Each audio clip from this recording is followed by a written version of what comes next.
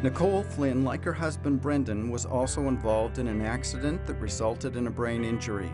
The two met while volunteering and have seen their lives change for the better. They still experience ramifications from their injuries. Both have difficulties with speech and their short-term memory, and Nicole still has problems walking, but they continue to make progress. Life recently got even better when they welcomed a new addition to the family. My daughter's name is Faith Marie. She is an absolute miracle. So what is life like having a baby in the house? Everyone complains and says that, oh, it's so exhausting, it's so hard. And it's like, yeah, it is tiring, but it's, for me as a mom, it's a different kind of tired. Like, you're tired when you wake up, but then you feed her, and it gives you, then you get energy from that. And then in the morning, she's the most alert and she's the most smiley. So I sing to her and I talk to her and I rock her, and she is amazing. That's our special time together.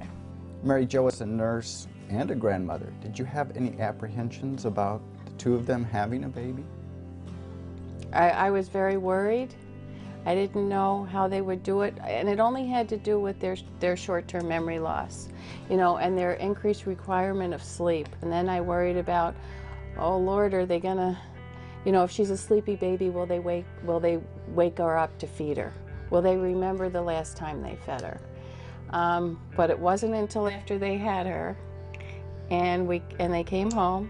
I stayed for 4 days, and it was phenomenal. Brendan had a nursing app on his phone, so they knew how many wet diapers, they knew when the last feeding was, how long she fed. It was unbelievable. Together, they are doing phenomenal as parents. Now, here it was for both of you. Doctors said you were brain-dead vegetables, no hope. Anybody with common sense would know enough that you weren't going to survive or amount to anything. Not only did you survive, you recovered, you got married, you went to college, and you had this beautiful baby. Now my question is, who's the dummy here? Well, I don't think anybody's a dummy. I think doctors are just ignorant. I don't think they know any better. Honestly, I think they were taught that way. We need to change the way we teach them. With Brendan, I don't know, maybe the doctor studied elsewhere, out of the country. And he explained to me, he said, after Brendan survived, beyond all hope, he said it changed his thoughts and thinking, and he will never,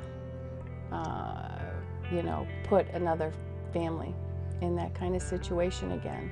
Mitch, do you ever lay awake at night thinking of what might have been when you think about little Faith and your daughter-in-law and everybody? Well, yeah, I reflect a lot on the accident, seeing it firsthand, and all the time leading up to these events. I mean, every step of the way was a miracle for us. This is just the top, the miracle. This is the third miracle, Brendan, Nikki, and then Faith. I mean, after the hospital even, when I was alone, I never could have dreamed I would have a beautiful daughter, a beautiful wife, beautiful family. I have a beautiful life. I love being alive. Both Brendan and Nicole dream of becoming motivational speakers and sharing their powerful stories with others. One person who may be able to help them is Bobby Schindler, the brother of Terry Schiavo. Bobby and Brendan have become good friends. They both want to dispel the stigma that comes with brain injury patients and continue to be a voice for Terry. Well, Brendan's story is an example of why we're doing what we're doing, trying to advocate for other families. His witness is so powerful and inspirational to us, and that's why we've stayed friends ever since we met, and want to tell people just what it means not to lose hope in a person, and the fact that they can recover if you just show them the love and care and dedication. You never know how a person is going to recover. Do you see Brendan and Nicole and others like them being voices for Terry? Oh, absolutely. I mean, how can you ignore his story and and what they've been through and what the family been through, the family advocating for him, refusing to listen to doctors, doctors telling the family there's no hope, end his life. I mean, they're an example of everything that we're doing now and why we do what we do.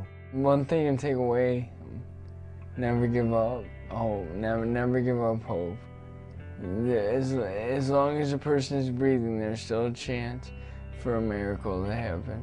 I concur. In fact, we have it on our website. It's what my sister said: where there's life, there's hope. And we firmly believe in that. And we're going to do everything we can to fight against what's happening and these decisions that are being made to end people's lives. And we'll continue to fight for people like Terry and for people like Brendan and Nicole and all the other people out there that experience these types of brain injuries. Something tells me this is a friendship that'll last forever. There's very few opportunities in life where you meet a true friend. And Bobby is a true friend, and he stayed in contact with me. He didn't have to. I don't know if maybe sometimes he didn't want to. But the biggest mistake I made was giving you my cell number. No.